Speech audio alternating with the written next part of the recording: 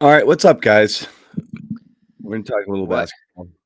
is going on, John? What is going on? We should be on our way home from San Francisco from Game 7 with that crappy night flight that we had booked. Um, and we're not. Instead, we've been basketball free for several days. We had to watch Draymond Green, you know, make an ass of himself 8,000 times at the victory parade today, and that's what we got. So that's it. Parade done. Season over. Draft coming up on Thursday. Off season officially begins. So we're gonna kind of do a little primer. This is a off season. It's an. I mean, and Bobby, it's fast, man. I don't understand the NBA's thinking with this with the off season this quick after the finals. It just seems silly. Well, you gotta get ready for summer league. We're just a couple weeks No, away. but Got to all sort of that it roster out. that's not the point. Make summer league later. Make it in August. Like, give them some we breathing did room here. enjoy we did enjoy the August one last year. Yeah. No, it's fine. But beyond that, just, I mean, just from a marketing standpoint, give yourself time to build some content, and some anticipation. People are still debating whether Jason Tatum is a superstar, you know, and kind of just on finals, detox here, and you're already into the draft. Thankfully for the Celtics, I mean, I not thankfully, but there's not much to think about here. They only have one pick. So we're going to break down a little bit of just kind of the offseason and everything that is expected. And yeah, we'll throw out some names and we'll have some arguments and we'll have some laughs, I'm sure. But quick breakdown, pick number 53. They're a taxpayer for next year, so you're looking at mid-level money. Mid-level exception, the taxpayer mid-level exception, $7 million, and you've Yep. got a couple of healthy TPEs.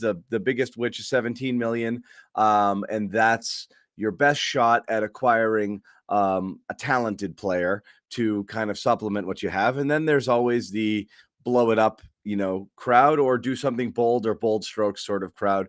And so you got to make a lot of these decisions really quickly. The TPE expires soon-ish. July Yeah, it's a 18th. month, July 18th. So you've got a little bit of, not much time there. You got to kind of really figure out what you're going to do here, and you got to figure it out fast. And that's always the downside of making it this deep, is your off season is really short. So we'll start with you, Bobby. First, just final thoughts on, on just the finals now that you've had a few days. Um, um, just to kind of, collect your thoughts, just your thoughts on the season, how it ended, and just anything that was left over that we haven't fully discussed. Yeah, I'm coming at it toward more of an optimistic standpoint. I think you achieved a lot this year. You built a foundation. You definitely put yourself in position to win it all, and you always want to take advantage of that because there is no promise you'll be back, especially you considering injuries or anything else that could pop up along the way here.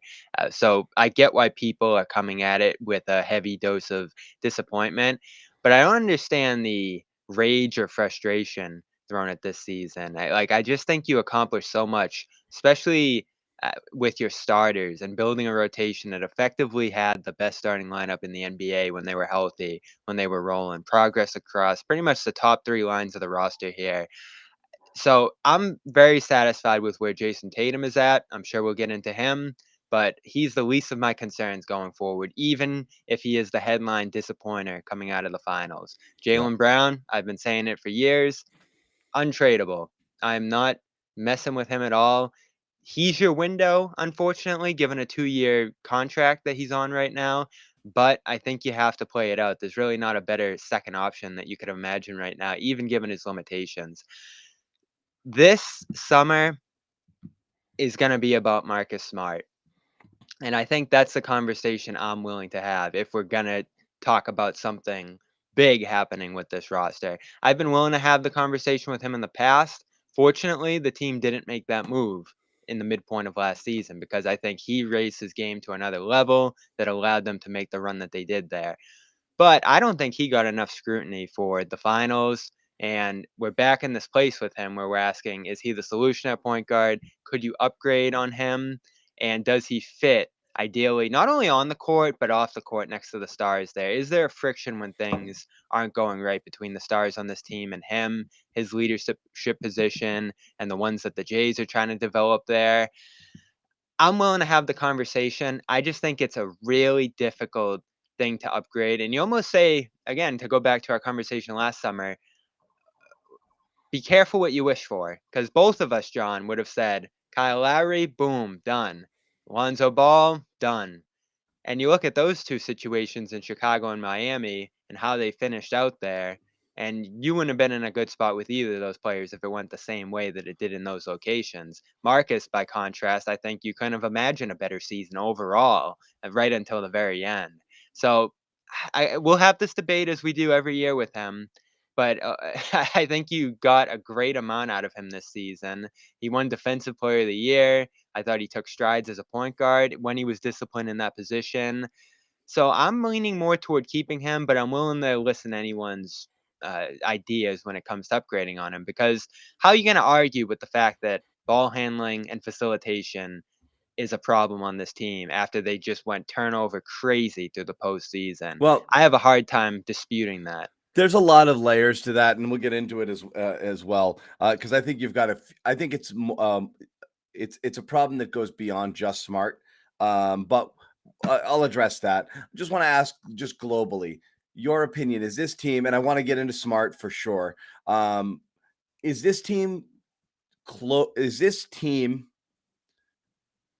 a, a legitimate finals team in the sense of, do you expect, meaning Come like, on. no, meaning like we've seen teams get to the finals and think, hey, we've arrived, and then you see them finish 7th in the conference the following year, or get eliminated in the first or second round. So nothing is guaranteed in this conference. The question being is, like, do you view it as like, yeah, the Celtics were clearly the best team in the East and they're on the way up, or it's a team that caught some breaks along the way, some favorable matchups, had some injury luck, XYZ, and ended up there, but it could have gone the other way? Because honestly, which camp I'm in. They were playing great in the regular season and they caught some breaks along the way. They could have lost in the second round of the Bucks, and then I think people would be having crazy conversations, Bobby. They would have been having them for a month if they lost in the second round of the Bucks, saying, you got to blow this up. This team can't go anywhere. All of that was smoke and mirrors, blah, blah, blah. But they get there and you have different conversations, which is, can you just add a piece or two? And again, the one thing I've been pretty honest about from the get-go, right? I would judge them the same way if they lost to Milwaukee as if they won the finals. Honestly, you're going to look at the roster and say, what do you need to do here? Can they get back? Are they legitimately this good? And so I still think you can have those questions. But what is your viewpoint? Did this team evolve? Have they arrived? Are they the favorite in the East? Are they the best team out there? I think it's fair to call them number two, because I won't argue with the Middleton point. You look at how that series went, and he probably would have flipped it. Now, you don't know how the matchups shake out and how the Celtics would have played things differently if he was there, but Rob missed most of that series. And if you throw Middleton into it, certainly I think the Bucks have the edge. But you also smoked a Brooklyn team that I thought people looked at as a contender coming into this season. You had the head and shoulders advantage over Miami, who was the 1 seed, if you're looking at it from saying, all right, the only reason this was close is because the Celtics had these major ball control issues that blew a few games for them there. So they are certainly in the upper echelon of this conference. I don't think they're far enough behind Milwaukee where you say, all right, there's a gap here that they can't bridge. They'll be right there with them. They have good personnel to guard Milwaukee, as we saw there, and they went toe-to-toe with the guy who matters there, Giannis, and they solved him by the end of that series effectively by wearing him out. There was extra pressure on him because of the fact that Middleton wasn't there, but he still had a great array of role players around him that Boston was able to shut out while containing him. And so this defense that I loved all year from the Celtics that did persist into the finals. I think Golden State averaged 103 by the end of the series per game with a great offense. You feel good about that being a 4 through the regular season, the identity of this team.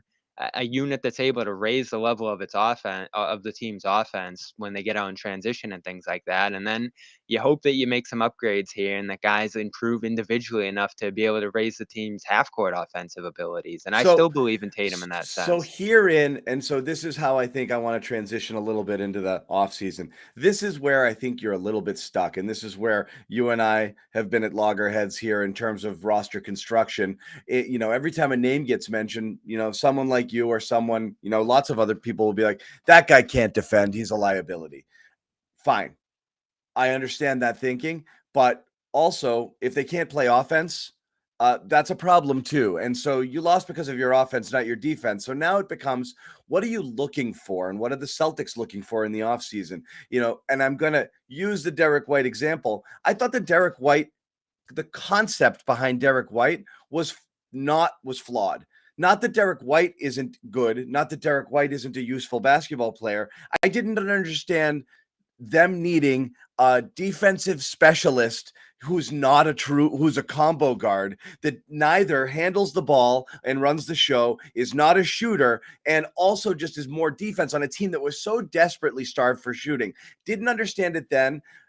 I think they thought they'd get a little more out of him than they did. And since they For didn't, sure. since in fact it went in the other direction, you could argue that it was a disaster because I think they were projecting more and they got less and they were like, crap, that's not what I wanted out of this. So my point is, if that's is that the best player they thought they could acquire, or are they married to this Ime philosophy? And is it a shared philosophy with Brad of everyone plays defense, have no weaknesses out there, everything is switchable, and that's what we want to do? And is Well, that that's what they're got going to them be? where they went. Sure, but it also it can only get you so far. And so the question is that going to be a problem? Like, is that going to be a thing where you're going to remove anybody? You're not even going to consider a small point guard that reminds you of Kemba, because they're going to get hunted defensively, or a Duncan Robinson, who, if you wanted to absorb his contract per se to get a shooter that another team desperately wants to get off their roster, wouldn't even consider it because he's a defensive liability. Are you limiting yourself because you're married to the fact that everybody on the floor has to be able to play within this defensive concept? Are they willing to change everything that got them where they got this year? Because if they don't, you're going to have a lot of the same. You might find people that fit the system,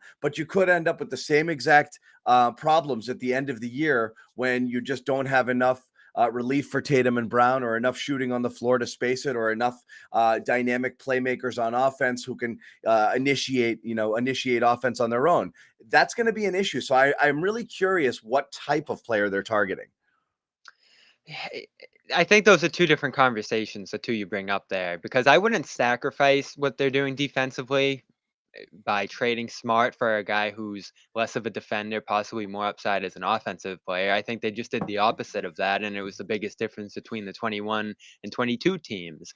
So I'm not going to take away defensive pieces from this team in search of offense. Like Rob, I almost look at him going into this offseason and say he's just about untouchable, because I think he's the engine that really drives this defense, the scheme that takes them to the next level and gives them that championship upside. So I'm not looking to move him at all. I do think you have to look at more trade off with Smart, but I'm not going to trade Smart for Jalen Brunson per se, who I think would be a dramatically worse defender in that spot. And I don't think the He upside you get would from be, him but then it offensively. becomes, and again, if this is what I don't understand, is the Golden State Warriors were playing lineups with how many weak defenders? The Golden State Warriors are the second best defense in basketball. Had how many lineups with multiple people on the floor who were not plus defenders?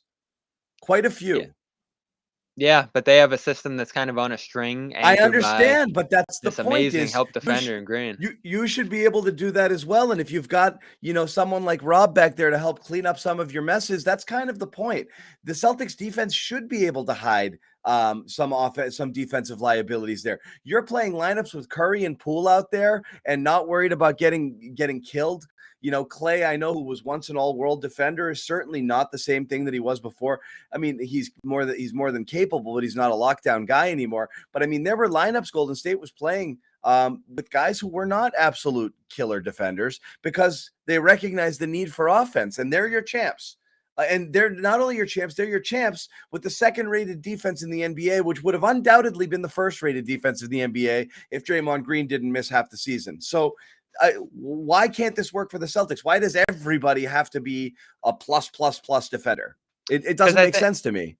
I think they're gonna have a shorter rotation than Golden State does. They can't No have a way shorter around it. rotation because you can't play Tatum and Brown 40 minutes a game or But high they 30s. can't get into the upper echelon of the tax like Golden State did.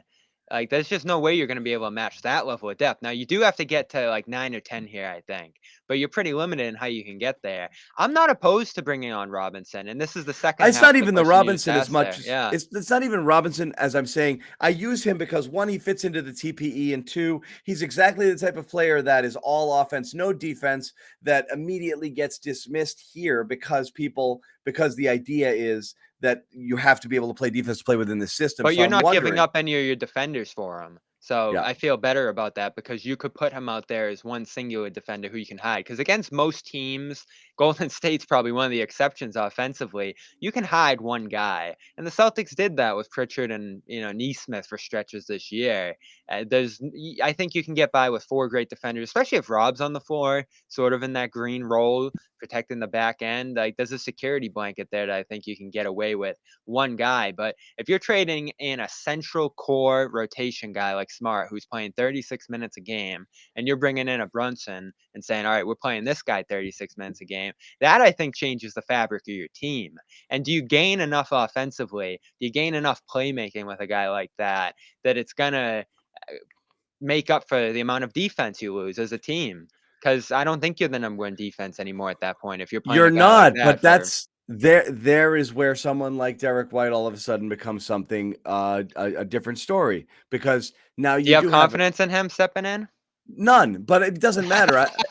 Meaning, I have more confidence in him. Look, I have more confidence in his role on the team if you had someone else there, if you had your offense defense sort of combo, and certainly if you, let's say, replaced Smart with someone like a Brunson, then you would have White for more of a defensive sort of minded lineup. You could play both together, and you could hopefully find someone else who could come in, as a more of a shooting type option who could play alongside White. Or, what you'd want Pritchard to be, which you probably don't necessarily have in Pritchard. But I mean, you're finding different combinations that work there. I just think you have a couple of problems roster construction wise on this team right now. I do think having two elite wings as your two best players negates part of one when they're both on the floor. Where I do think from a roster perspective, you'd be better off if you had an elite person at one position and an elite person at a different position. That's just one thing. So I think there's a little offset there between the Jays. Just, how many times do you see it's your turn, my turn? It just defaults into that sometimes because those are the types of players that they are. I think you have the same redundancy, obviously, with Smart and White. And that's a bit of a problem because it doesn't allow you to play different types of lineups. It allows you to do the same thing. But the So problem is this is, yeah. you have a real tough time generating offense. So you don't have that like turbo button you can press when you want to kind of get. So Ime's trying and mixing and matching and trying to find different lineups. And really at the end of the day, it's I just need Tatum and or Brown on the floor at almost all times if I want to have an offensive lineup out there. And that's limiting because it puts such a heavy strain on those guys. Yeah, and I think when we talk about this real point guard conversation, which I hate, but after what happened, I'm willing to have. I don't think there's a guy out there that There would isn't. have the That's the ball problem. and There isn't. be solving that problem 40 minutes a night. The ball is going to be in Tatum's hands. That's the whole point of this, is that you want the ball in his hands a lot So I for him to don't be able want to it in do a his lot hands a with it. lot. I don't. I don't like the offense when the ball is in Tatum's hands all the time. I really don't. I really do think you need. That's the problem. And On this this is team, I get why, but if you have enough spacing, and that's where I was going with this, you need to be able to generate better spacing with this team. And we saw them at their best when Grant was that guy. That obviously died in the finals. If you can add some layers of spacing on this team where if they load up against Tatum, I think you're going to be a much more dynamic offense because that guy, whoever it is going to be shooting wide open shots. It's just, as you said, it's Smart and White out there in crunch time taking those shots. Or Yeah. it's Grant and Al who are a little unsteady in that spot, taking big shots at the end of games. So can you find a guy, and they've been looking for this since Ray Allen, it feels like, that now that Neesmith's flopped and other guys haven't worked in that spot, that wing shooter. Grant did a great job with it this year, but I don't think he can handle it alone and log 30, 35 minutes a night across a bunch of different lineups playing that role. You need multiple guys that can do it, I think, and you need to be able to play versatilely. So Yeah. my biggest thing that they need going into this offseason is a third wing.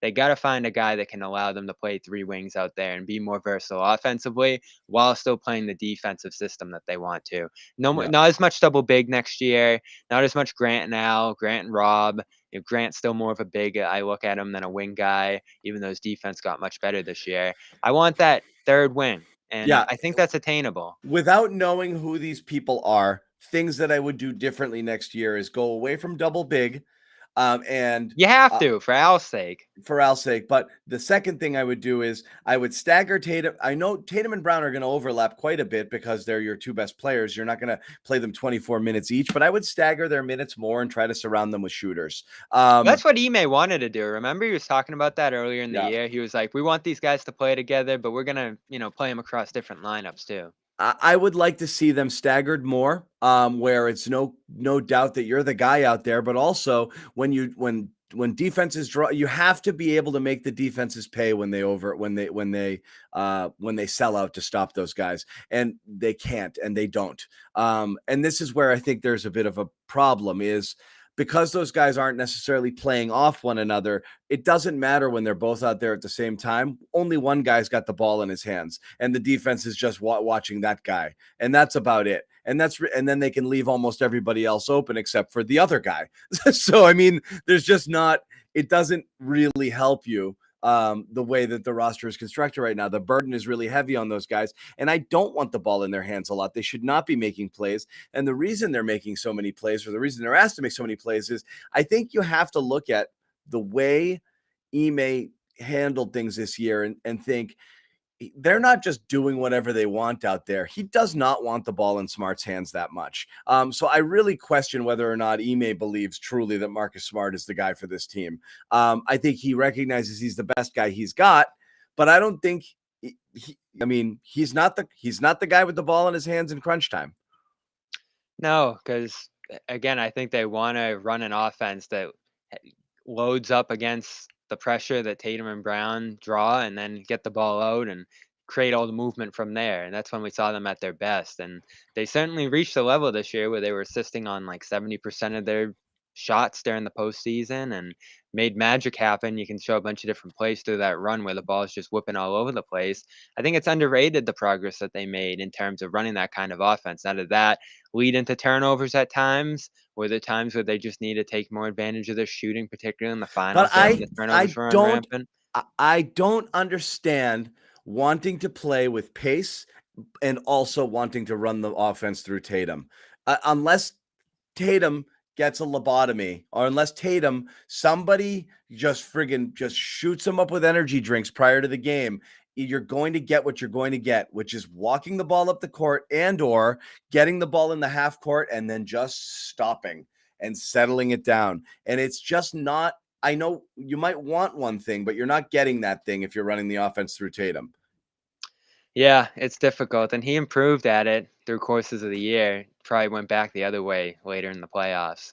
But again, how are you gonna change the identity of this team when it's Tatum's team and he's gonna have the ball in his hands a lot? I think there's probably some ways to counteract that mildly, but one thing, if we're looking at all the options here this off season, I don't think there's anything you can do unless you really want to dream big with the Bradley Beal thing, which we've talked about for a year and a half now, that changes the identity of this team. Unless you're willing to part with Smart, Rob, and go a lot thinner and build around 3 stars, which just doesn't seem to be the way the Didn't league's we going just anymore. determine that's not the solution?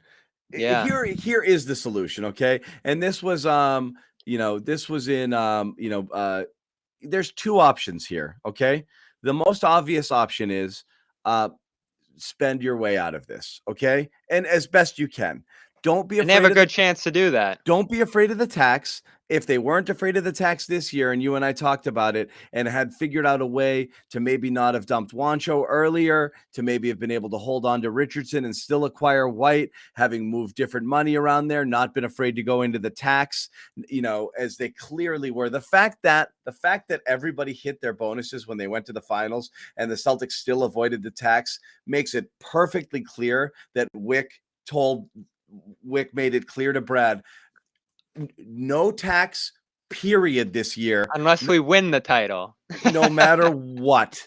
And I want you to cross all your T's and dot all your I's and make sure all those bonuses, even if they come through, we're not, because it isn't just paying the tax. It was the 12 to 13 million dollar non-tax team check that non-tax teams were getting at the end of the year, and Wick wanted that, which makes it easier once you get that to spend into the tax this year. So I understand the thinking, but I mean, again, you see a team like Golden State, $89 million over the tax. You're never going to be that here. But if you've capped yourself at like 8 or 9 or 10 million, you're also going to be seriously restricting what you can and can't do. And the only way for this team to improve as currently constituted is to spend way into the tax. At the very least, you're hoping they use both the mid-level and the TPE. And according to Brian Robb at Mass Live, front office has been cleared to significantly expand teams' payroll heading into next year.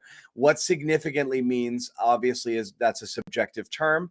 But if this is true, this at least opens up what is most likely the best avenue for this team to improve, which is keep the core, spend as much as you can within your means to build around what you have, and that's by using the TPE and using the taxpayer mid-level, and acquire a couple of players that way, and that's what you're going to get, and that will allow you, hopefully, to get guys who can come in and be your 6th and 7th guys, or 7th and 8th guys, and fill whatever needs that you think are your most important needs there. That's without making a trade. I think that's the most plausible, right? Yeah, and I don't think there's guys out there that are going to necessarily solve major issues on this team. But the important thing is you're building a championship contender years into the future here is to maintain a salary slot. So that TP expires on July 18th. You want to keep as much of that on your books as you Yes, can so it doesn't go away. And if because you got to that plus pay, Smart or that plus White can get you to a max player with other assets theoretically, and so you need those. You want those. You and want that on your cap. this is why Robinson's a really good option here because he fills almost all of that slot at 16.9 million. He's signed for multiple seasons here, and it doesn't seem like the Heat want him. So you could effectively acquire him as a For dump if the nothing, Heat are trying to do for something for a else. second rounder or something, or Yeah. a conditional first or something. A few So you years may down the not love road. Robinson. He might not be even a factor on this team, but But it he doesn't keeps that matter. salary slot filled. Yeah. Right. It doesn't matter because it's not our money. You know what I mean? It's like Yeah. that's the point, is fans don't care about the tax unless it's hindering your ability to build a team. Really, it's just money, and it's rich guys' money. So nobody gives a crap about that. You want them to spend it. So yes, you absolutely want to hold that. That was kind of my thought about signing Fournier. Just hold the money, just be expensive, re-sign him even if you don't need him, but just have that salary, to hang on to. That Well, was that's the downside of if you ended up with Fournier and it becomes bad money, you're like, there's nothing you can do with this. And that's kind of where you are with Tice now, right? And yeah, I know you don't It love might the be where Tice you are with White if situation. something doesn't change too. And I don't know if he's Yeah. somebody you can trade. So yes, it all could be bad money, and you could be saddled with it. And the reality is, it is But what you it have is. no choice because that deadline's looming, and it's like, But what are you it's going to that do or with this? but it's that Yeah. or nothing. That's the point. You'd rather, to you and me, or to the fan, it's two players you don't love, but it doesn't hinder your flexibility to do anything, because you either have that money or you don't have that money. So Yeah. in reality, It's is even if exactly what the Warriors did to get they're Wiggins. bad contracts, you can offload them in a couple of years as expirings, and they still have value. So there's no downside to using that full TPE outside of Wick's wallet. Yeah, and you are kind of in a tricky spot tax-wise right now because as it stands, you're 8 million over the tax line. That's about 12 million in tax, and if you go across that, the increase in terms of penalties does increase pretty drastically. So you had 17 for Robinson. That's potentially, almost 3 times that value. And then, from there, if you had a mid-level guy, it could be over 3 times that value. So, are you looking at like a 40, $50 million tax bill alone? I think they can cover that after years of not paying it here. And if you want to invest in a team that keeps Tatum and Brown around for years to come, plus you'll get some relief with Horford next year, you would think. I think now is definitely the time to secure that flexibility And into the future and get 2 guys that might be able to help you. Like there's a and world where Robinson helps you next year, and a mid-level guy will definitely help you to some degree. and it's not, we're not married to Robinson here. It's an easy name that fits in the TPE, that fills a need that another team isn't really interested in. We're not Will saying that. Barton's another one, I think shorter using term. it is the most having the flexibility to use it is the most important thing. Ideally, you'd bring in a guy who wasn't tied for three years longer, who you're not sure what their value is going to be. But yes, finding a way to use it is fine. The problem is, the better the player, the deeper you have to go into your vault of draft picks, which means realistically, to get somebody good for that TPE, you're going to have to give a couple of first round picks, which That's is the going to point. If you're doing like a herder, like what do you offer for a herder, or nothing. a Barton or going down the list here, other guys that have real value, Kyle Kuzma, like that. Those kind of guys are almost unattainable because you don't have much to offer. You Josh have nothing to Hart, offer. yeah, Kelly Olynyk even. I don't even think you could go get Olynyk right now. Right. So the good thing about Robinson, even though he has a lot of downfalls and he's very expensive, is he's free.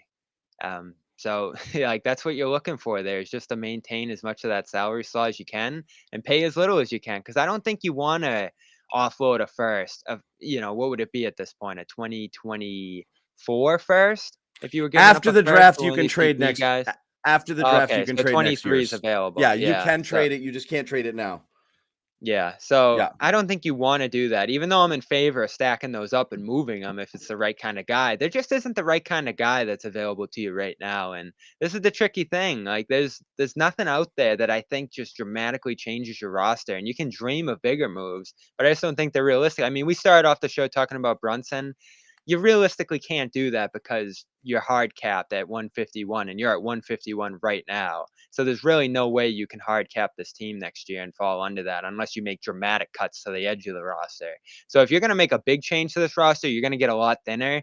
And we saw what this team looked like when they were very thin late in the years. We just talked about it. I think you want to be deeper. I think you want to be more versatile. I think you're good with 1 and 2 options being Tatum around, and Smart is a third, is that playmaking scoring hybrid there. Like it's not perfect, but nothing in the league's perfect. You look at a Well, lot of that's the rosters problem around the is, league right now, it's like every team has flaws. It's yes. just yours is a really frustrating one.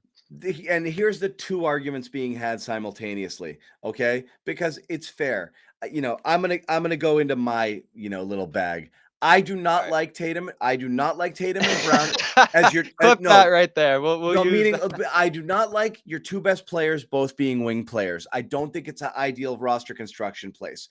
I would rather than Tatum and Brown, I would rather it be one of those two and an absolute elite, playmaking point guard or an elite Chris big. Paul?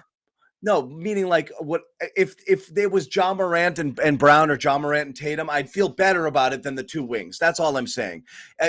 A player of their caliber in their class at a different position, I would like that better. But can you acquire something like that? It'd be very difficult. So that's a hard thing to do. I would like a point guard. Absent of that, I would like a point guard who is more of a playmaker, an initiator, and a creator than Marcus Smart is. And I don't know that you can get that. So those are the two conversations. Is I wish Marcus Smart was somebody different or somebody who could do more offensively and more creative and more dynamic. And I wish the two best players weren't both wing players. I would like it if they were staggered, but you'd have to make massive blow up moves in order to move this around with no guarantee that you would necessarily get better. So it'd be some really bold strokes. Unless you have intel behind the scenes that you're worried Brown's not going to resign in a couple of years because he wants to be the alpha behind Tatum, then you have to start having those conversations. But thing that bothers me the most is anytime you suggest trading one guy, well, who's it going to be for? Or what do you mean you don't like him? No, it's not that you don't like him. I'm saying all things being equal, if you could move this around, that would be something that I think would be worth doing. I would rather move those guys around, have them at different positions, have a different type of point guard who could initiate the offense. I think the team sorely, desperately needs that. And uh, absent of moving Tatum or Brown, you're not going to get the guy who you think is an upgrade over Smart. So you can't ask for it unless you're willing to pay that price. So those are the two conversations. People want things, but you can't have them unless you do something really drastic. If you could wave a magic wand and move all the pieces around and reset, building around one of those guys, yeah, maybe you would think about doing it, but it's a lot of moving parts. It'd be very difficult. You'd have to find a willing team. It would have to work out. And even then, you're not sure it would necessarily work out. Great. But again, that's kind of where we're at with this. I'm not saying do crazy things. I'm saying you could run it back with this core, make a couple of improvements, and that's the best you're going to get. And at the end of their season, realize, crap, I still don't think that's good enough. And then recognize that you probably do need to do something drastic, and or not, or maybe it puts you over the hump. And you might have time and flexibility to do it later. It doesn't have to be now necessarily. And that's the good part about adding salary and maintaining your future assets there, whether it's that first next year and all the first in years after that. That's the good thing about That's using why I it talked first when about they my did. Brown for DeJounte Murray, Brown for Halliburton, not just straight up, but I talked about those players ascending with other pieces coming in, trading to a city that's not going to be able to acquire a star, and adding more to your team. I think that would have benefited them to have done something like that. And it's not an anti-Jalen thing. And in fact, to be perfectly honest, if you had to pick Jalen or Jason going forward, I actually lean more Jalen, despite the fact, if anyone's watched the show all year, the amount of heat we've given him.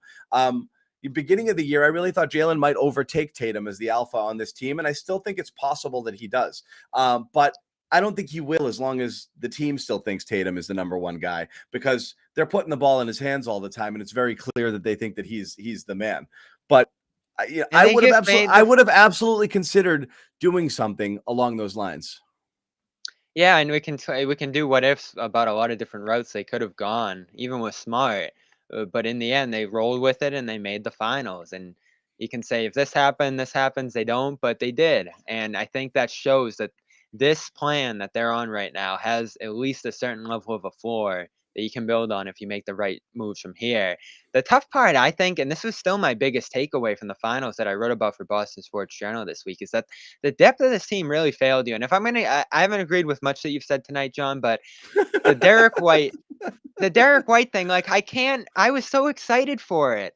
And I thought there was so much possibility from that move now and into the future. I thought it might even allow you to trade Smart at that deadline.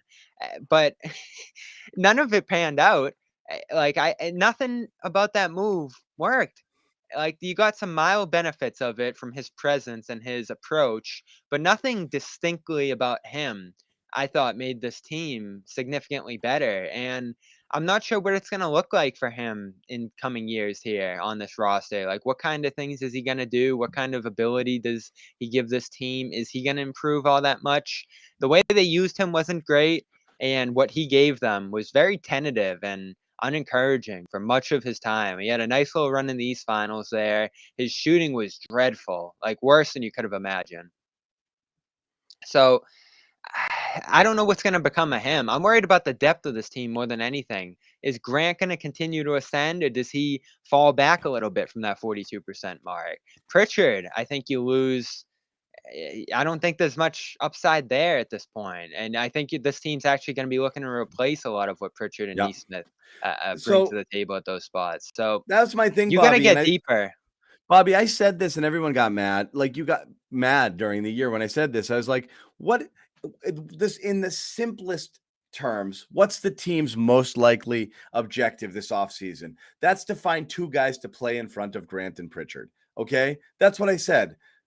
That's probably the most likely thing. What they're desperately looking for is two guys who are better than Grant and Pritchard to eat more minutes and really be your seventh and eighth guys, be able to go 10 deep using those guys, but not be depending on them for, scoring or the only 3-point threat on the team, or 18 to 25 minutes a night. That's just a role that's, I think, beyond what you want from those guys. You want 13, 14, 15, 16, 18 minutes on a night. Certain nights you might go up to 20 if there's a hot hand situation, but you're desperately looking for guys who are going to play in front of them, not behind them. You're not looking for the 9th and 10th guys on the roster. You're looking for your 6th and 7th or 7th and 8th sort of guys. And again, we always talk about like a Jay Crowder type is exactly what this team needs. And I know that's hard to say, that he's a starting player on one of the best teams in basketball. So that would be a dream. But I mean, a 3-and-D sort of guy is what you need.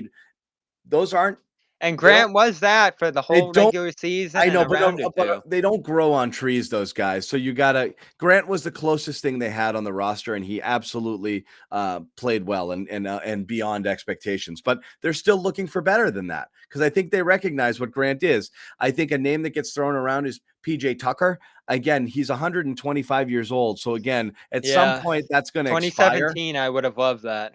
Yeah, that's going to expire. But you watched him do exactly the type of stuff you would like to have somebody come in off your bench and do to you. You see him locking up and making life hard on Jason Tatum, who's first team All NBA. Shit, even 90% of that would be valuable on the Celtics next season. So sure, yeah, that's a mid-level sort of guy, who might want to sign with a ready-made contending team. Why not? Like I would roll the dice on that. I think that's about as good as you could possibly expect out of that mid-level. Or you're getting a specialist, somebody who does one thing and one thing only, and that might be a shooter or something, and who can't play a lick of defense. Well, yeah, you got to think of the chemistry here too, and it's not like I have a full read on how Tucker would fit on this team, but they did go down that path of bringing this badass guy who's going to take no crap and teach these guys how to win. His name was Tristan Thompson, and that didn't go too well. So I'm looking for more skill. I'm looking for more on-court production that can help the team here rather than anything intangible or another guy looking to lead with his own brand here. I think the leadership on this team, even though if you don't feel great about it, is hopefully going to improve here. The maturity internally is going to grow. And I don't think you need to bring in anyone outside who's going to try to shake up the room. So there is a lot of, that's the thing, is there's a lot of wishful thinking, which is projecting things that you can't possibly project, which is continued improvement for Tatum and Brown to a point where they not just that they level up again, and I don't know if that's necessarily going to happen. I do think maturity, naturally, you're going to, do that, but you're talking about guys who are a year or two, short of their prime, but really years 5, 6, 7, that's kind of where you're going to, that's the player you are. And I think you're going to pick up some savvy and you're going to pick up some other stuff, but I don't think you're leveling up really beyond that point. So I think looking so far ahead and thinking they're just going to get better and better and better, I think you're nearing the top of the summit here. I think you're nearing it. And so people have to be realistic with that. Will they get better? Most likely. Is it assured?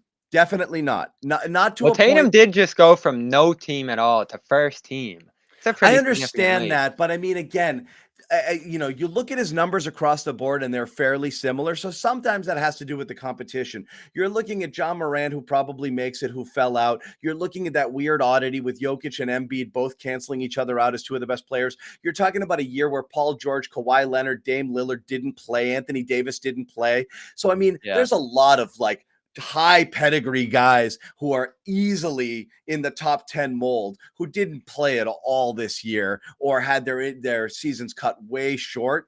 And to really say that, yeah, he's established himself there. I don't think that he was that hugely different a player year over year than he was last year. I think he should have made one of the teams last year. And I think he made first team this year because he deserved it, and it was close. And he might have been a second teamer, and I wouldn't have lost my mind over that either. But I think he's close to the same guy. So again, incremental change. Is there a leap? Possibly. You're asking with him, can he get into the top 5? Can he level up? That we were talking about when he was at his best this year. And I think right now, he's not quite there, and he's gonna have to take that leap to get into that. He's got to level up, or he's Paul George, who's a phenomenal player. Like, he's in that stratosphere, he's in that level, which is awesome. That's still an Yeah. amazing player. If you told me you could draft that player and have him for 15 years, you'd be like, yes. So again, it's not a disappointment to not be Kawhi Leonard. Um, it's If you have not. the help, you can win a championship with It's that. not. It's not an insult to Jason Tatum to say that, to say he's Paul George and not Kawhi Leonard. That's a great friggin' player. Yeah. Is he your alpha and the guy that you necessarily build around? I don't know. You need a really good team around that person that has a lot of different pieces and components. It's harder. But again, Luckily right now, and again, I think we still gloss over this. This team's defense I is believe Brown has more unbelievable. levels up than Tatum. That's my opinion. When we talk about the Well, that's two, great because he's older. I do believe Brown actually has a little bit more room for growth. And I don't know why I think that, and it just might be my opinion, but we've seen him go. He's covered. He's gone. Tatum's been really good from the get-go. You could argue just offensively, he's been close to the same guy for 3 years. He But was didn't he improve more than Brown this year? I don't. So Brown took a step back because his handle got sloppy as hell, and I don't know what happened because I felt he had cleaned it up the year before. So Yeah. Brown without that, Brown was really hurt. But we saw Brown level up twice last year and once the year before, and look at times like he was one of the better players in the league.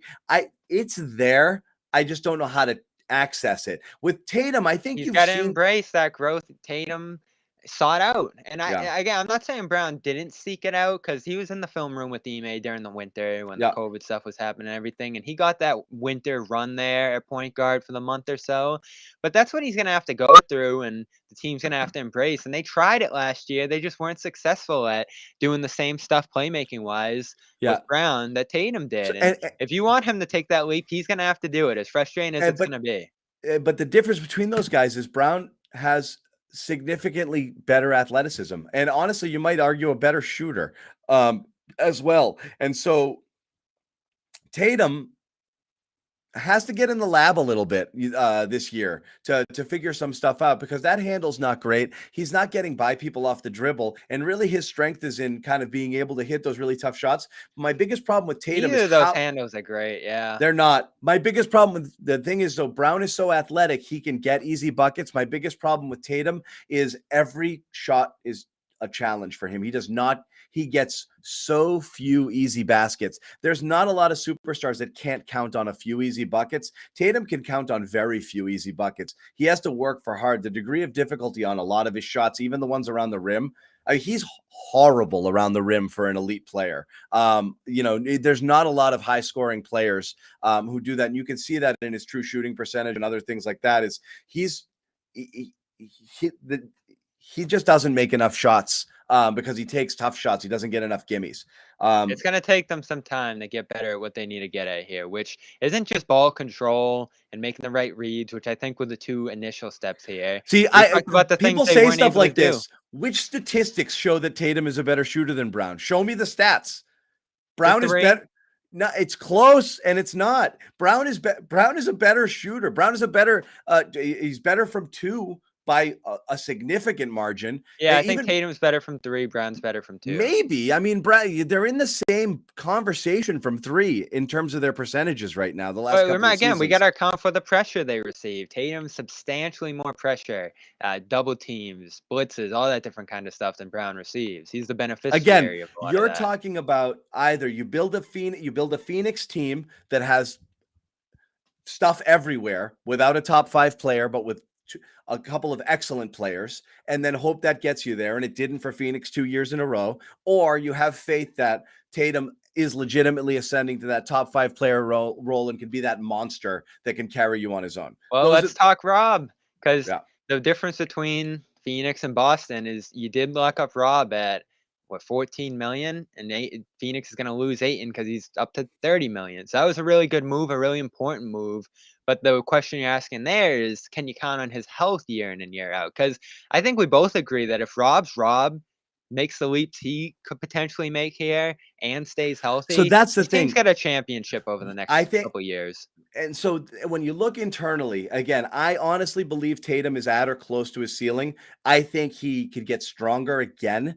And I think if he does, he will finish through contact and you'll see those easy buckets. That'll be the thing. Everyone is like, he got too strong. I'm sorry. He's still not strong enough. It's not even close. Oh, Oh, he got man, he went back to so many bad habits in the playoffs, avoiding contact. avoiding Oh, Kai was man. he got too big. It affected his shot. No, he needs to be much stronger for the type of player he is. He has to recognize he's not that shake and bake wiggle guy who's going to be beating guys off the dribble. He's got to be strong. He's got to go up and over people, into people, get to the free throw line, and then just shoot over them. That's it. He is weak. He needs to be much stronger, much stronger. That's the key for him. And that will improve him because I do think, like I said, athletically, he's not an athletic freak, so he needs that strength. The great Uh, guys in this league either overpower people yes, or their skill takes them to another level, Luca, and I don't think Tatum's look at skill them, has ever Luca, been. Ja, Yeah. like their freakish athleticism. Luca's skill is off the charts, or Adetokounmpo. Like you don't have a He's lot of gotta be guys who more like Antetokounmpo, yeah. he's got to be a little bit more forceful. Yep. Yeah, Because the stars are. I mean, they will their way. If Tatum was gonna win those finals, it was gonna be through willing his way through Green at the rim and overpowering those double teams to into the lane and scoring at the basket. I mean, if he put, let's say, 75% of the makeable misses at the rim in, probably would have been a completely different series. completely But he different. just wasn't forceful enough in the interior.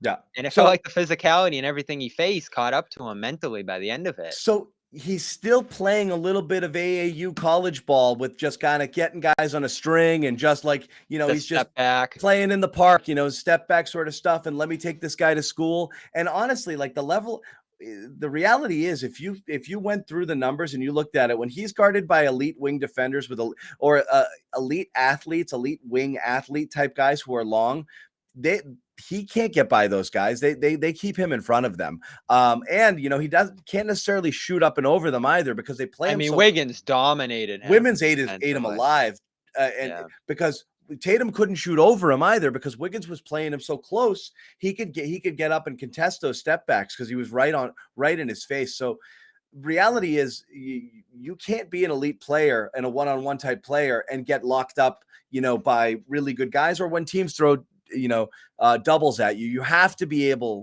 good enough to fight through that stuff. So Tatum can get there, but he has to keep evolving. I think Brown, like I said, as I've always thought he's a frustrating player to watch, but just the physical tools are there. And when he gets on those rolls, you just want to harness that, bottle I it, know, but we know what prevents it. It's the fact that he can't control the ball and and he's got to get there. man that position. So Yeah, they're both dealing with flaws that I think accentuate each other's struggles, whether it's Tatum's difficulty getting the ball out of yeah. crowds and such, or Brown's ability to not play point and let Tatum get off the ball. Like they both need to improve in those weakness areas for each other to reach a new level here. And I thought they both took steps. They certainly started passing to each other and screening for each other and all these little things we look for throughout the year.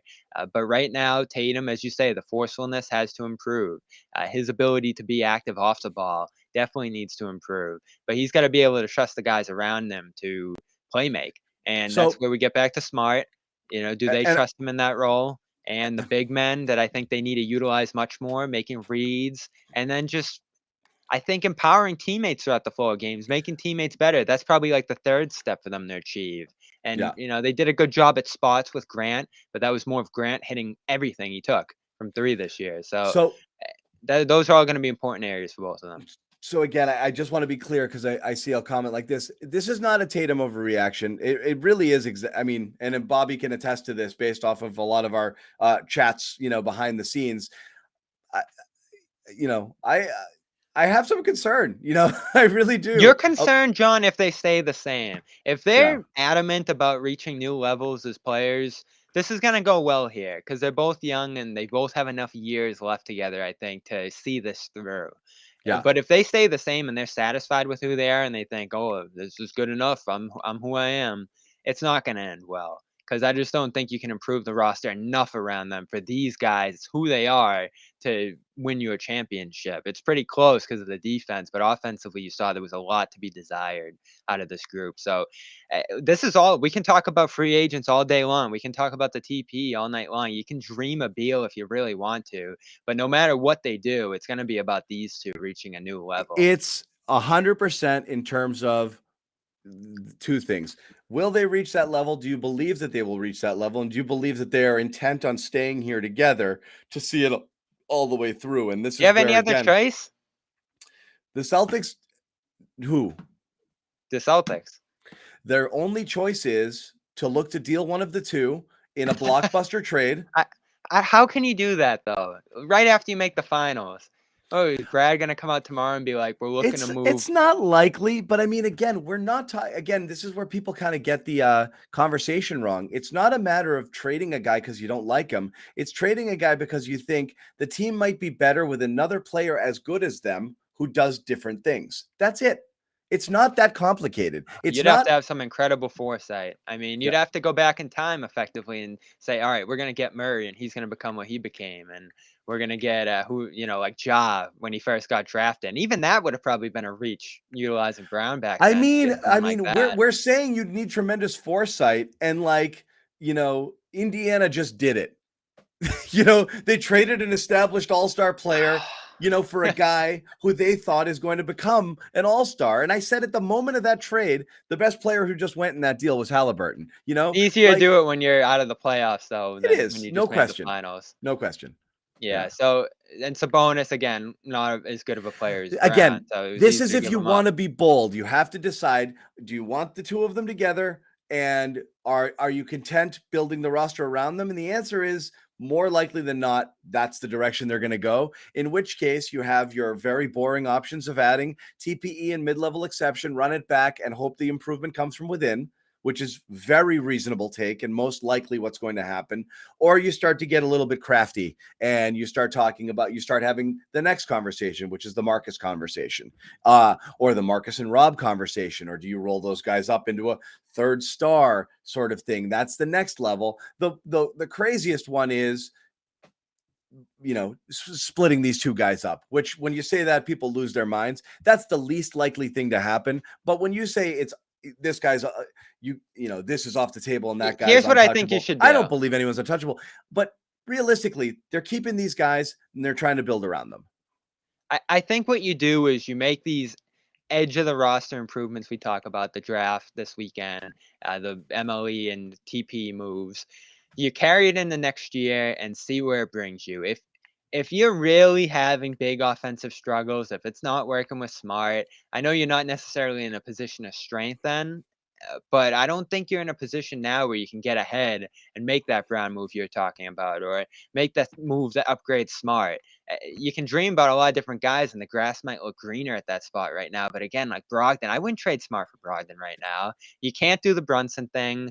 You can't do most free agents now from a sign and trade perspective.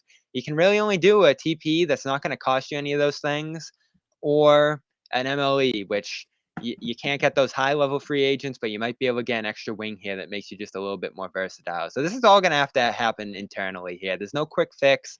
If something drastic has to change, I think you have the ability to do it later. That Beal thing's going to be there. I don't think Beal's moving this summer anyway. It's hard for me to imagine him passing up to 250 million there and making a big move right now. There's really no Yeah. upside to it. So sign that.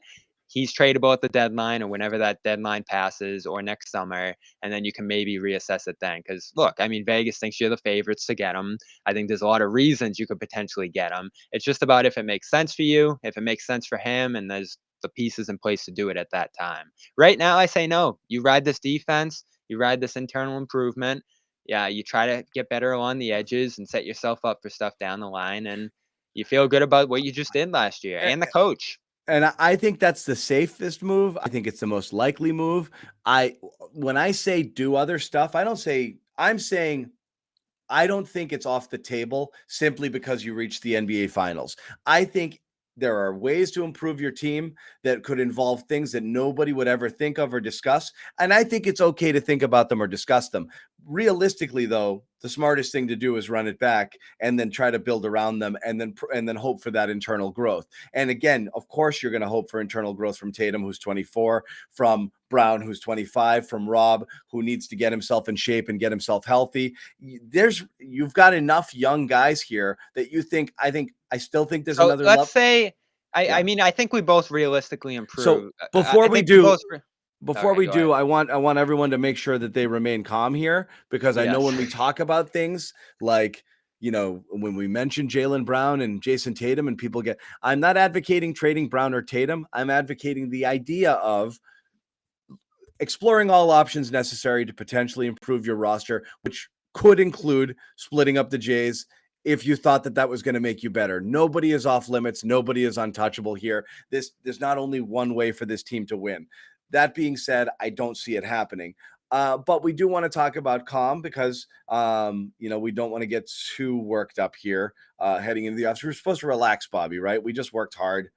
Playoffs lasted, what, like 3 We're months? trying, yeah, Uh, but uh, man, we're trying to catch up on this draft stuff right now, and it is not easy. No, we got a lot coming up. We got Brad Stevens addressing the media I on can't wait for that because Brad doesn't usually say something, but he'll usually, like, set a theme that makes you think about what he's thinking he about. may definitively say something along the lines of like, none of these guys are going anywhere. Like we've got our guys here, and just double down on stuff. So you could see that. But as far as calm is concerned, we just want to tell you, if you've been watching this podcast, this show, you know that one of our sponsors throughout the basketball season is calm.com, number one, mental wellness app. I know trying something new is intimidating. Meditation, something you've heard about, you don't know exactly how to get into it.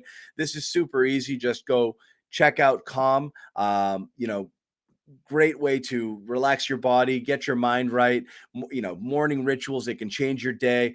Evening rituals might even be more important. Okay, the way you wind down and the way you get your mind right and before bedtime, and Calm can really help you do that. Stop your mind from racing and your thoughts from drifting, and you just drift off to sleep naturally. So again, it's a sleep aid. It's a wellness app. It's got great stuff like breathing exercises and guided meditations and curated music tracks, imaginative sleep stories for children and adults. A lot of great stuff that can really, like I said, help you relax, help you get to bed at night. Several members of the Garden Report use it. Sherrod Blakely's a Some big yoga user for of the morning. calm.com. Yep.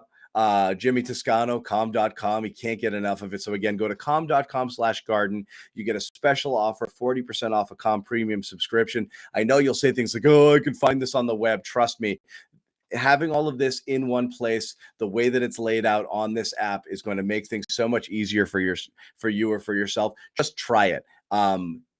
Check it out. At least go to the website, check it out. 40% off a premium subscription. Once again, go to calm.com/garden. So let's get into the you were about to say here on the off season. Oh, geez. Yeah. You derailed me. All right, so I'm gonna ask you this because we both generally agree Yeah. That this is that the best way. Right. Brown and Tatum probably aren't going anywhere, even if Right. you think it might be an outlet or a possibility to Again, in a dream trade world, something. I wish Yeah. the two best players didn't play the same position. I don't know how you move one or the other and make yourself better automatically. Yeah. So let's say that they're both staying put. How would you address the Smart situation right below it? Because that's certainly one I think there'll be a little bit more consideration for on Boston's side, looking at improving, I so just I given how it ended. so again, I would make I think Marcus was really hurt. I think Marcus was playing great basketball. I think Marcus was one of the reasons they turned things around.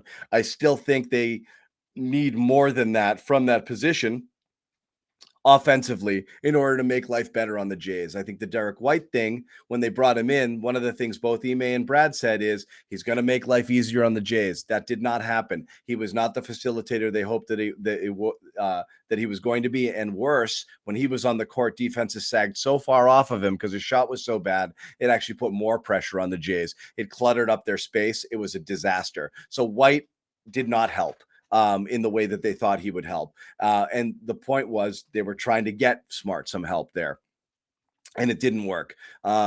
So you run it back and you hope that you get the best version of Marcus throughout and recognize that's the best you're going to get. Not You're only keeping him. look, I never say trade for this. I'm not a get rid of that guy. I'm not.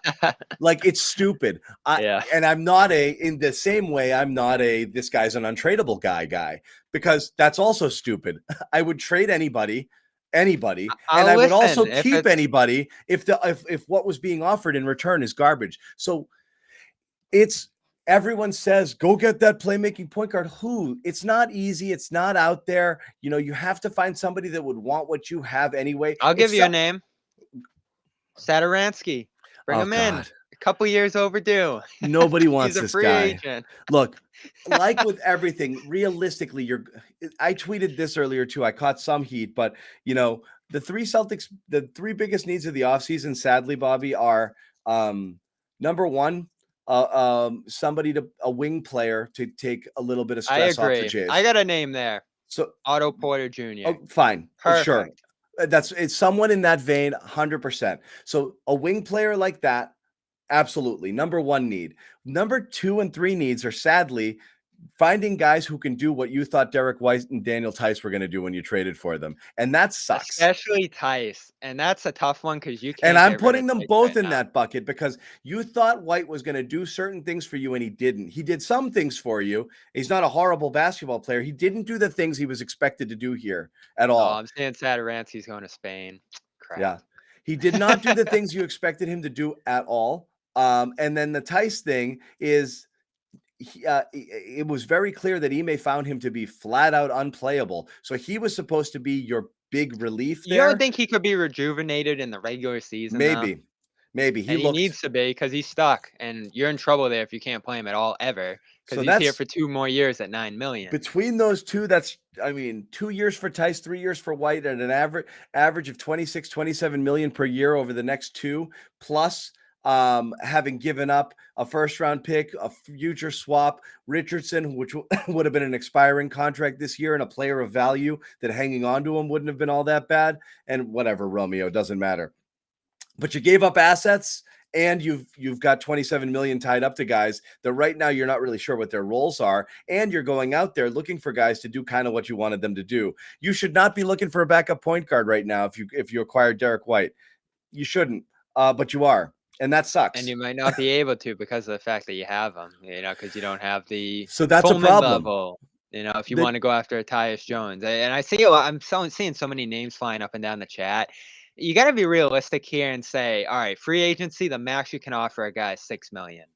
And that's probably not going to be able to get a TJ Warren or a Tyus Jones or some of these high-end guys you can think about here. So you got to keep your expectations low, I think. Not to mention Sexton and Brunson, who would have to come via sign and trade, which is just impossible right now, unless you're moving out tons of salary. But I think you need to keep your expectations low. You got to keep an eye on that TPE list, guys that could potentially come in via that route. So that's all you can really do here. And again, when you're looking at internal, that does include White and Tice, John. Like, they're going to have to raise their games next year.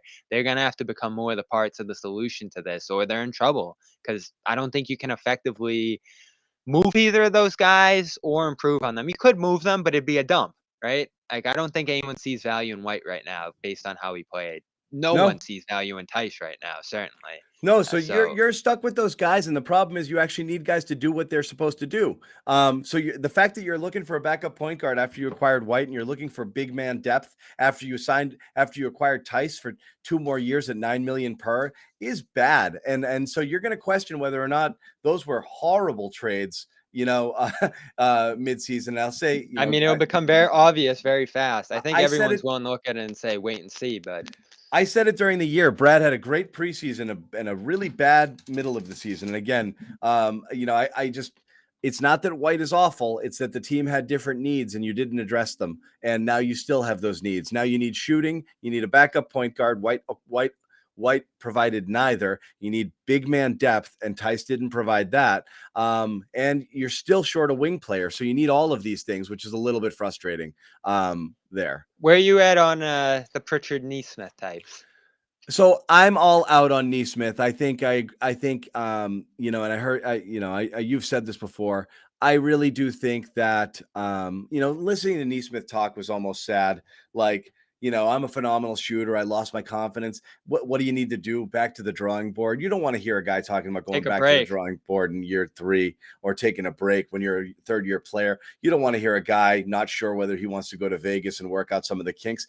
He should absolutely be going to Vegas, but I understand working with a shooting coach and doing some other stuff like Grant did this past summer might be something that would work for Neesmith as well. So I don't care. I think we might overdo. He dominated at Vegas last year and he looked great, and we were very happy thinking that So did Pritchard. he Oh, might have more man. confidence. But the reality is, I the game moves too freaking fast for him, and so I don't know how you fix that. It's not a mechanical thing. If this is a guy, it's actually even worse if Pritchard's telling us. I mean, if Neesmith is telling us that he's knocking down 90% of his threes in practice and then looks horrible in a game, because that shows you that it's not a mechanical issue. He just can't play in a game. He just can't play at the NBA level. And it just might be too fast for him. This is the type of guy who, honestly, after next year, if he doesn't show improvements, he might be in Europe. He might be gone. He might And be I out. think the thing we forget too is they got to decide, and I guess it's actually this fall, but they got to decide on a $6 million this year before he even plays a game again. Yeah. So you got to see something that makes you think you're going to invest in him next season, 2024, that is. And And And I see comments like this, Bob. You and I was so heavy on this bandwagon, especially last year, and it wasn't because I had faith in Neesmith. I just wanted to see him thank play. God they didn't go that route, by the way, right? I know, but a year ago, I just wanted to, what I said was a lost season. I wanted to just give him some run, and I honestly would have liked to see some run this year because I thought the stuff you wanted to acquire, you wouldn't be able to acquire, and you had to see whether you had it here first. And yes, there's a world in which Neesmith possibly had his confidence shattered by Brad and Ime by being jerked around the last 2 years. Absolutely possible. Coaches do that to players, and maybe there is something there, and maybe the Celtics are doing a really bad job at developing it and unlocking it. I'll leave open that possibility. What we've seen, I see a player that cannot keep up with the speed of the NBA. It moves too fast for him. But there's a world in which these guys have done him no favors, and maybe he's much better than we give him credit for. I don't know. I'm open to that possibility. Unfortunately, you haven't seen enough of it. I think he got a little better at defense, but every time you put him in, he couldn't dream of making a shot, and they were almost all wide open. So he's running out of time fast, and I wouldn't behoove the Celtics or blame the Celtics rather if they move on at this point, because again, you have to make the decision on 24 now. If he's not going to summer league, if there's really no way to gauge whether he's going to help you going forward, it might make sense to throw him into some deal and try to get a more experienced player at that spot, because you're going to do that anyway, right? You're not going to Yeah, rely on Neesmith going into this season. and If he people, shows up and helps you, great, but they're going to look to replace him almost immediately, don't you think? yeah, and I will ban people from the chat if you keep saying Madar or Juan Bejaran. Those guys can't play. They can't even play overseas. They can't play. They can't play at that level. They're not coming here to play, I guys. won't rule out Yam. There's room for him. Juwan, he's too young. I think he's Jawan like couldn't. 19. Jawan got dominated in the league he played in. This he cannot Paris. play. Yeah. He cannot play. Not yet, guys. Take it. Neither of them are solutions, certainly. No. And as for Thursday, I think you're probably going to be going in a similar direction at 53 to those A guys. draft and stash. Yeah. Because you can't. What are you going to do? Bring a guy in here? I mean, there You might be. could. They have roster space this time. Last They year, I don't think they do. had roster space. They do. And if you see a guy who's like, yeah, let's give it a shot. I know it's a joke, Kibram. For some people are dead serious. There's a lot of people in this chat who think Yam is the answer. There's people here who legit think he's better than Marcus Smart right now. Wishful thinking. It's great. It's always nice to think that. Like, what if that guy comes over and he's awesome? They're not. They're not awesome. Sorry, guys. I don't think it's ever happened. Has a guy like that ever come over and made massive waves after being stashed? Not that I know of. Anyway, so yeah, we have that on Thursday. I know you mentioned, we didn't get deep.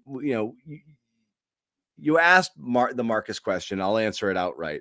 You know, I don't know what goes on behind the scenes, Bobby. Like, what's your vibe? You spent time with the team, obviously, a lot in the second half of the season.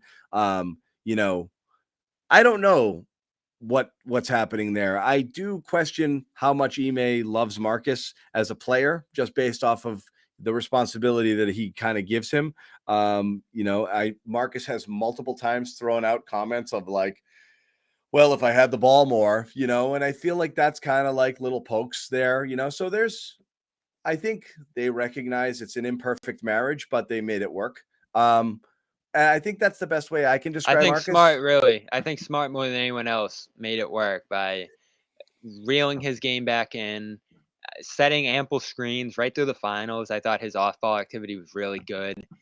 His decision making improved until late. I still don't know what happened in the finals. Maybe you chalk it up to injury or something else. Still such a strange series from him. He shot well in the second half of the year, and he won Defensive Player of the Year. So all in all, you take all that, and I thought he handled You things would. incredibly well. He always wants to do a little more. I I still think think he's sometimes best suited as a sixth man and a closer. yeah, I think sometimes the Jays could trust him a little bit more because, again, I think good things happen when he touches the ball.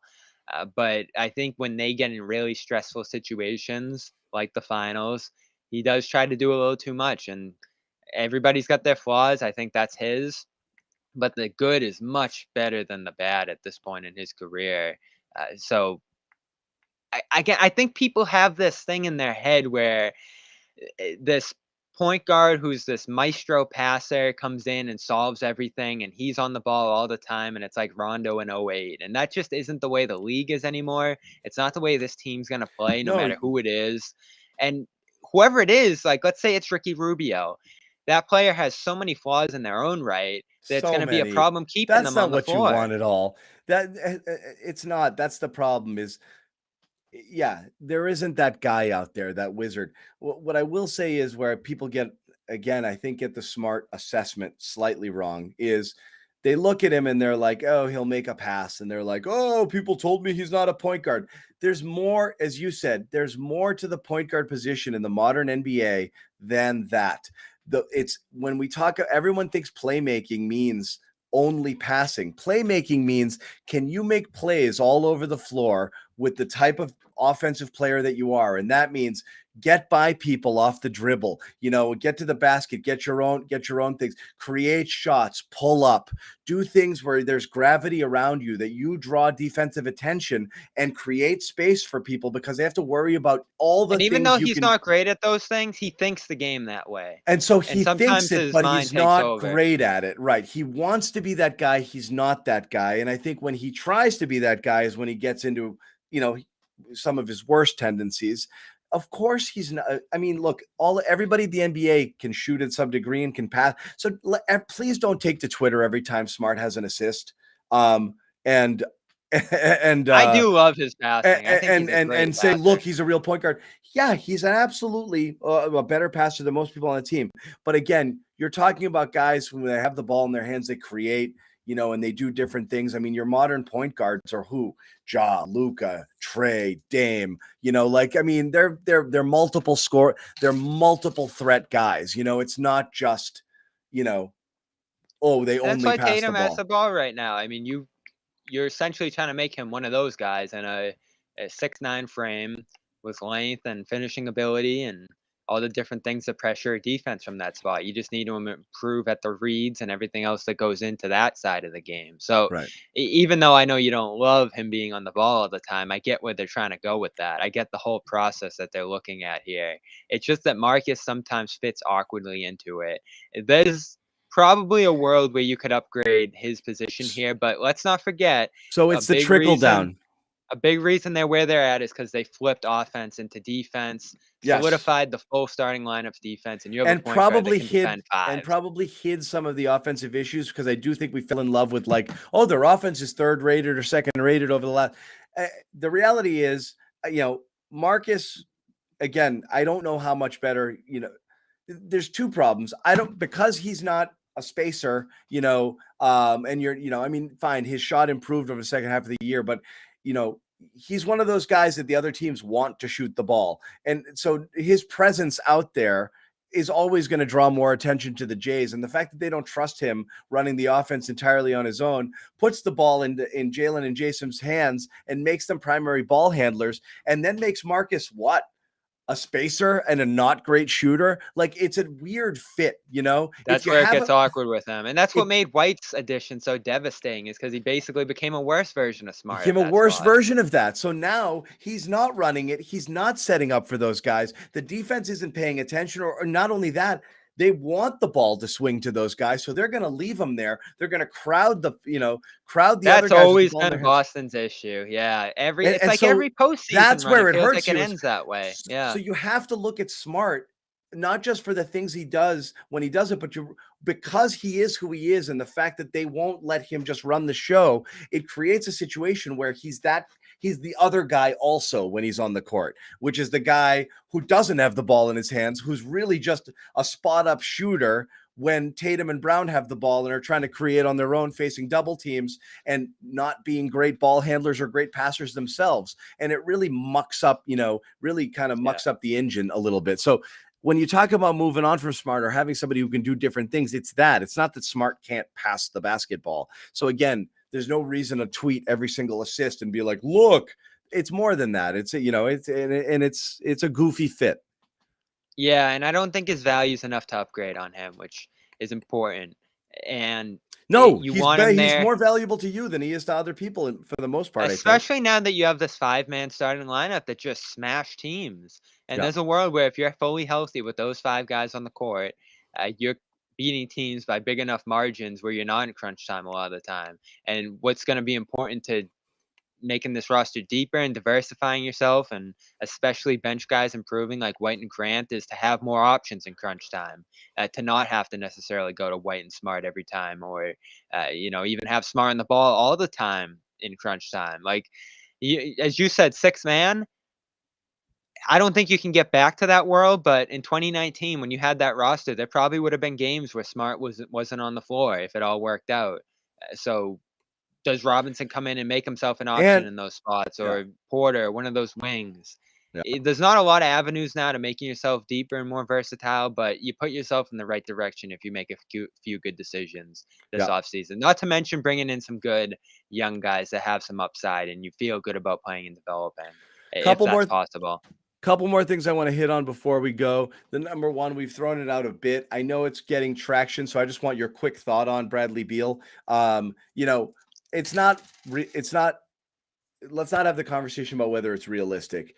If it's realistic, it's because Beal desperately wants to come here. And he says, I really only want to go to Boston, make it work, which means you unload every draft pick going into your future. And you probably have to give up Smart, Rob, a whole bunch of different things and anything you can to make the deal work. So you're going to empty the cupboard completely and basically have a super team that has 3 players. And then you want to worry about bench depth. You'll have none of it. You'll be G Leaguers the rest of the way. You'll be Sam Hausering it, like, for legitimate 15 to 20 minutes a game.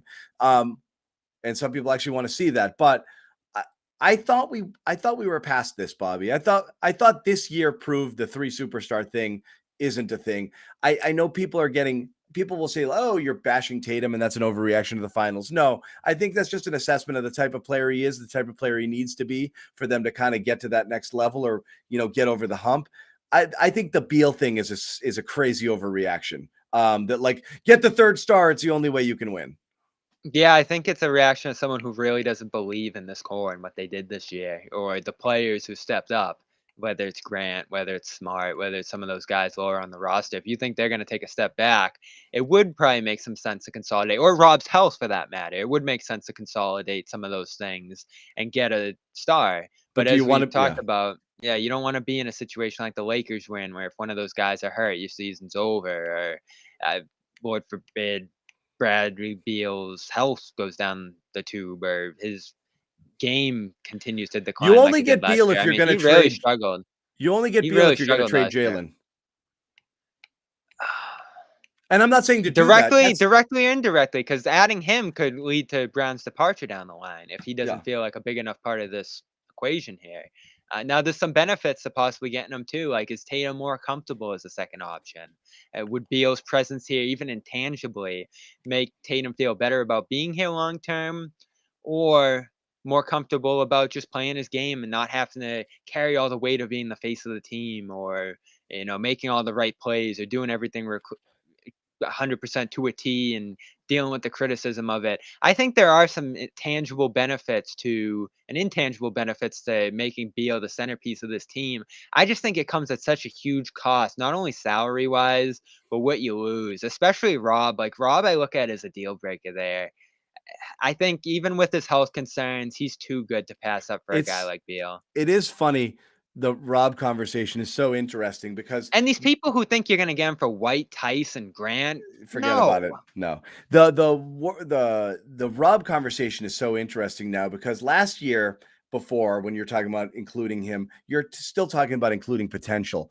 You've got tangible evidence now for over a year and a half that Rob Williams on the floor makes them immeasurably better on offense and defense in Even in the finals, in plus 30.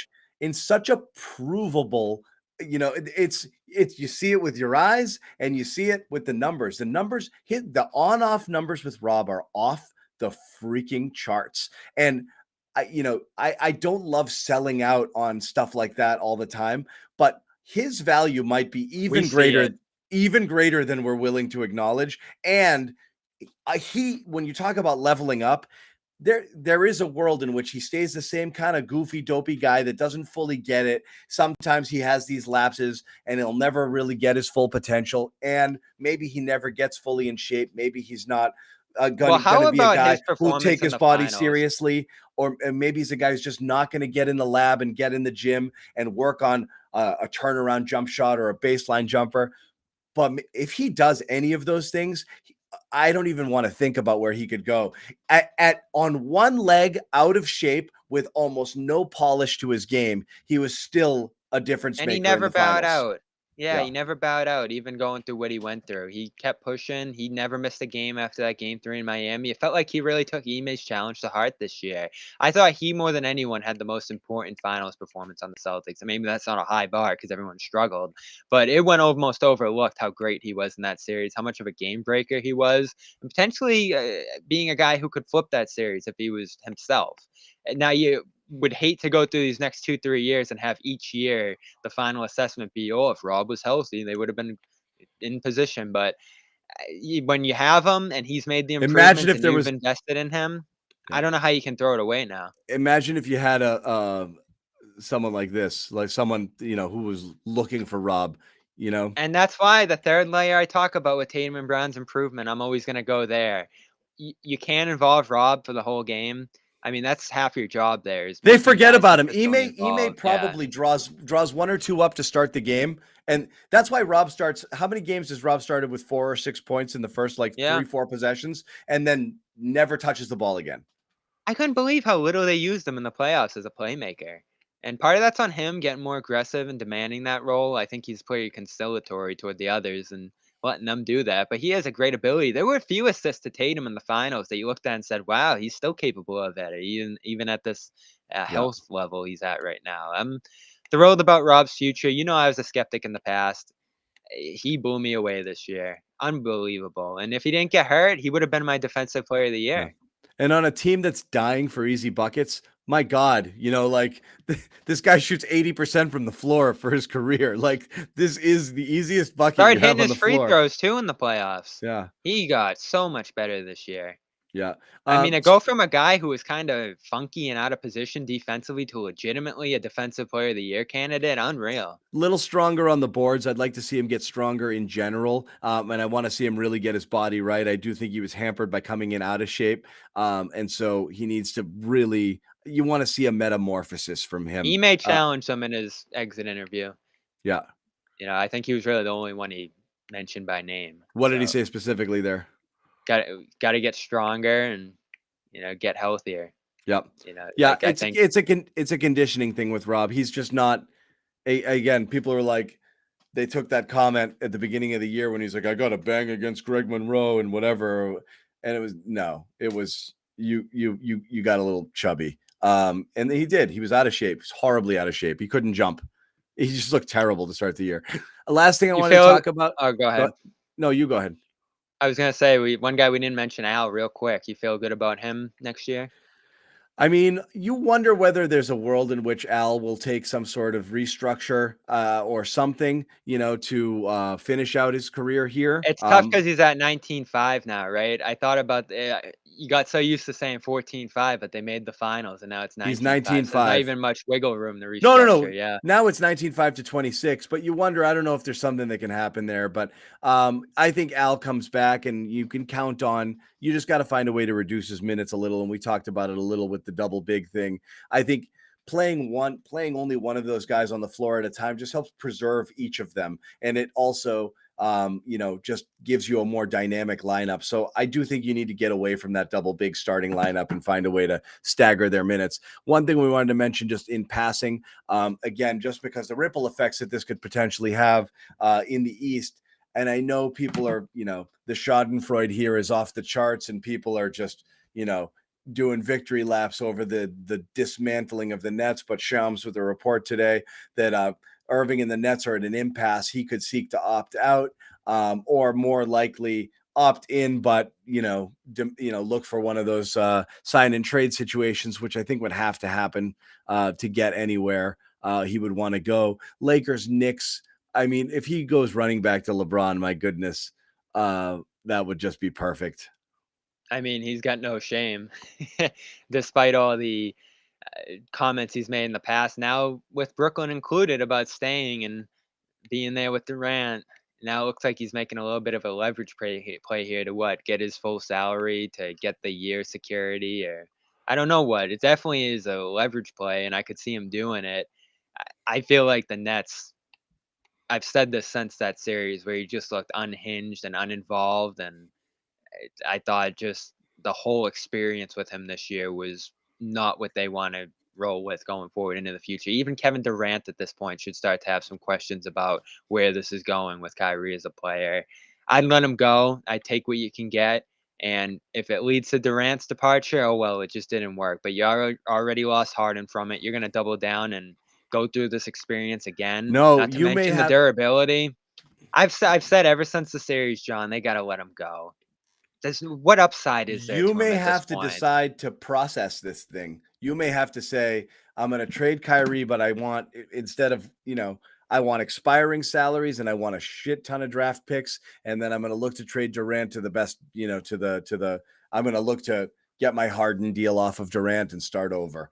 You failed, It's tough to trade Durant, though.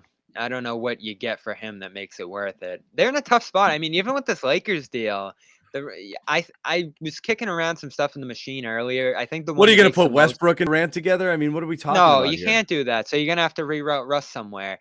The one team that's been talked about throughout with Russ that didn't make sense on its own was the Pacers, just because of how much salary they're trying to move.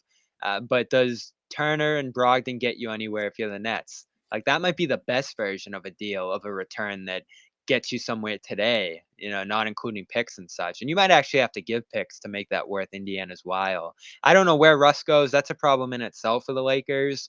And then on top of that, trying to get value for Kyrie. The Nets are probably screwed no matter what. Like, Kyrie, no matter what they do here.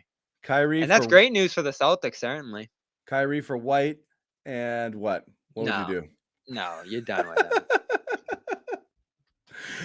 I guarantee you, the price starts dropping enough on that, and there'll be some Celtics fans who are like, "But it might work, huh? What if we could make it work?" Again, John, I mean, the day they brought him back, I said, "Here we go." Like, if you thought this was just like a little 2-week thing and a mandate and like a thing in a vacuum, it wasn't. Like, his availability was a problem throughout the 3 years there. His temperament, massive issue I think I throughout. saw a stat. It was 103 games played and 122 missed, or something along those lines. But that was his Nets tenure. Yeah, it's all part of the same experience, even though they're three separate situations, whether it was the first year injury, the second year absences and hiatuses, whatever you want to call them, and the third year vaccine debacle. It was all one string of dysfunction there. And Yeah. they bring Nash back, and I think they're gonna lose some useful role players. I never had love for that Brooklyn situation, and now certainly it looks like it's going off the rails. Yep. Yeah. We'll see. We'll see. Anyway, wanted to get that The one in Knicks there. will be interesting though. Wanted to get Still it in in your there before we backyard. wrapped it. Yep, that'll be interesting. And it's always good theater, but I did want to mention that before we wrapped completely. We went a little long, but again, we had a lot to talk about. Brad Stevens talks tomorrow, so we're going to jump back on and do something after Brad, and dice up some of his comments, see if we can read anything into it as we head into the off season. Bobby and I will also be back on Thursday to do some draft related content. Again, the Celtics only have one pick there, but we'll be on standby should there be any unexpected moves or trades, and then we will analyze the Celtics selection at the That's end of the good. We night. can almost go live after the whole draft since they're Yeah. picking at the end. We So don't we'll really have just to wait. sit here and wait. Yeah. Bingo. So we'll wait, but we'll be around. We might pop in when they go on the clock and then kind of react to that pick, and then we'll see what they say afterwards. So we'll have content coming up the next couple nights, as always. Content sponsored by Calm, #1 wellness app right now, calm.com/garden. Receive 40% off a Calm premium subscription. Please go check it out. And of course, subscribe to our YouTube channels. Still a ton of content, even though the finals are over, because the offseason bang is here. Vegas Summer League is next. So we have I no want to say breaks. this. I'm Yeah. gonna put some names out there by draft day. I'm really scrambling now to put my knowledge together because I just wasn't paying the draft enough mind during that playoff run. But last year, if you look back on the names I threw out there last year, for a second rounder that wasn't in a great position, it was Kessler Edwards, Austin Reeves, Herb Jones, first team all rookie. They weren't in position to draft him, but it was a name I really liked. And Jawan Begarin, who they ended up picking. So Yeah. my list wasn't too bad. I had a Yeah. lot more time last year, though. Yeah. A lot more time. But one way or the other, Bobby's going to dig deep, and he'll pull some names out of a hat and see what the Celtics do there. And again, you know, trades are always possible. Seems unlikely the Celtics would trade into the first round, but naturally, if they did somehow make a move to acquire a first round pick, we will be there. We'll jump on the air immediately and talk about it, and talk about the trade, talk about who they pick, and break it all down for you. So again, make sure to check out all of our stuff. As we said, subscribe to the YouTube channels, follow us on Twitter, follow Celtics CLNS on Twitter. When you subscribe to YouTube, hit that little bell. You get the notifications when we go live, which is still quite often, as we said, tomorrow, and then again on Thursday. And then we'll be doing stuff again throughout the offseason, as we said, Vegas Summer League and a lot of other stuff. And my goodness, training camp just kind of rolls up on you fast, Bobby, and we're going to be back at this really soon. What, September? Yeah. October-ish? Yeah. Yeah. A little bit of time there. Yeah. Yeah. So we'll get there. We'll get there quick. And not a lot of time for these guys to make their offseason improvements. That's the thing. You're talking about all the things these guys need to do. They also Again, need a break. Yeah. everybody just breathe a little bit. I let everybody blow off their steam last week just because I know it sucked and it really went off the rails there in Game 6. So I get people are upset, but you're in a pretty good position now. Just look at the Nets.